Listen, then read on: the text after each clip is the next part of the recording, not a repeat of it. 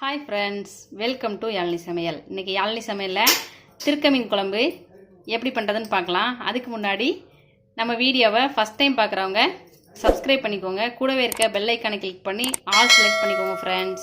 வாங்க வீடியோக்குள்ள போகலாம். தேவையான பொருட்கள் பார்த்தலாம். நான் வந்து இன்னைக்கு 1/2 கிலோ திருக்கை மீன் எடுத்துர்க்கேன். நல்லா உப்பு மஞ்சள் போட்டு நல்லா கழுவி எடுத்து வச்சிருக்கேன். சின்ன வெங்காயம் ஒரு 100 கிராம் எடுத்து சின்ன சின்னதாக கட் பண்ணி வச்சுருக்கேன். 2 தக்காளி நல்லா பழுத்த பழமாக எடுத்து வச்சுருக்கேன். 2 பச்சை மிளகா, 2 கொத்து கருவேப்பிலை, நம்ம குழம்புக்கு தேவையான அளவு இஞ்சி பூண்டு விழுது நான் ஒரு ஸ்பூன் எடுத்திருக்கேன். குழம்புக்கு தேவையான அளவு மசாலா எடுத்திருக்கேன். நம்ம வீட்டில் அரைச்ச மசாலா நான் வந்து 3 ஸ்பூன் எடுத்திருக்கேன். உங்களுக்கு காரத்துக்கு தகுந்த மாதிரி எடுத்துக்கோங்க. தாளிக்கிறதுக்கு கொஞ்சமாக பெருஞ்சீரகம், கொஞ்சம் வெந்தயம், தேவையான அளவு உப்பு. வாங்க இப்போ எப்படி பண்ணுறதுன்னு பார்க்கலாம். இந்த குழம்புக்கு புளி ஊற்றி பண்ணணும். அதனால நான் வந்து ஒரு சின்ன லெமன் சைஸ் அளவு புளி எடுத்து நல்லா கரைச்சி வச்சுருக்கேன். இதையும் சேர்த்துக்கலாம். ஒரு பாத்திரத்தில் நல்லெண்ணெய் சேர்த்துக்கோங்க. நல்லெண்ணெய் சேர்த்து பண்ணாதான் நல்லா வாசமாக டேஸ்ட்டாக இருக்கும். உங்கள்கிட்ட நல்லெண்ணெய் இல்லைன்னா நம்ம வீட்டில் இருக்க ஏதாவது ஒரு எண்ணெயை வந்து யூஸ் பண்ணிக்கோங்க. கொஞ்சம் எண்ணெய் வந்து அதிகமாக சேர்த்துக்கோங்க, நல்லாயிருக்கும். எண்ணெய் நல்லா காஞ்சிடுச்சு. நம்ம எடுத்து வச்ச வெந்தயம் பெருஞ்சீரகத்தை உள்ளே சேர்த்துக்கலாம். அது நல்லா பொரியட்டும்.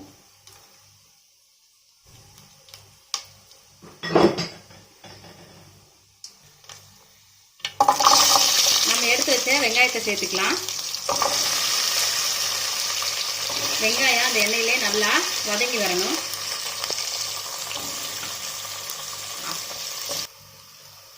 வெங்காயம் நல்லா வதங்கிடுச்சு. இப்போ நம்ம எடுத்து வச்சிருக்க அந்த கருவேப்பிலையை உள்ளே சேர்த்துடலாம்.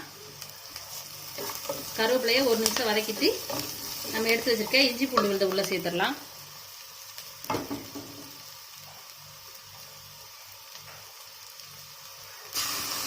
நல்லா இஞ்சி பூண்டு விழுது பச்சை வாசனை போகிற அளவுக்கு வதக்கிட்டுக்கோங்க.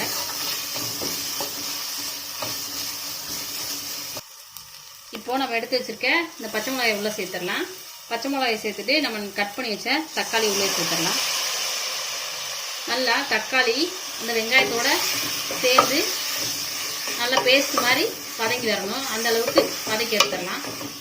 நல்லா தக்காளி வதங்கிடுச்சு. நம்ம எடுத்து வச்சிருக்க மசாலா உள்ளே சேர்த்து ஒரு நிமிஷம் நல்லா வதக்கி விட்டுறலாம்.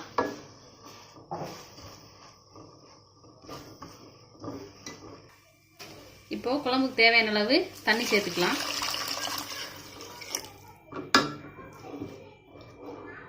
இந்த தண்ணி ஒரு கொதி வந்ததுக்கு பிறகு மீன் போடலாம். மீன் வந்து போட்ட அடுத்த செகண்டே வெந்துடும்.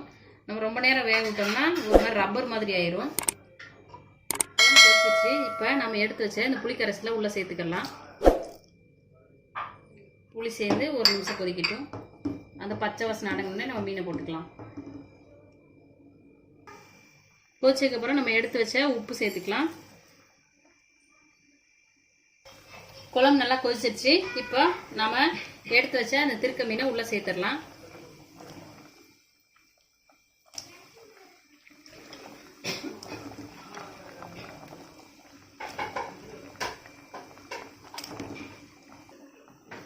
நல்லா குழம்போட ஒரு தடவை மிக்ஸ் பண்ணி விட்டுட்டு ஒரு 2 நிமிஷம் ஒரு மூடி போட்டு மூடி வச்சிருங்க. ஹாய் ஃப்ரெண்ட்ஸ், அவ்வளோதான் நம்ம திருக்கை மீன் குழம்பு ரெடி ஆயிடுச்சு. பாருங்க, 2 நிமிஷத்துல நல்லா பூ போல வெந்துருச்சு. ரொம்ப நேரம் விட்டீங்கன்னா ஹார்ட் ஆயிரும். இதே மாதிரி நீங்களும் உங்க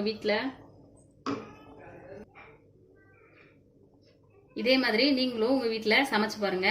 இந்த வீடியோ உங்களுக்கு பிடிச்சிருக்குன்னு நினைக்கிறேன். பிடிச்சிருந்தா ஃபேமிலி அண்ட் ஃப்ரெண்ட்ஸோட ஷேர் பண்ணுங்க ஃப்ரெண்ட்ஸ்.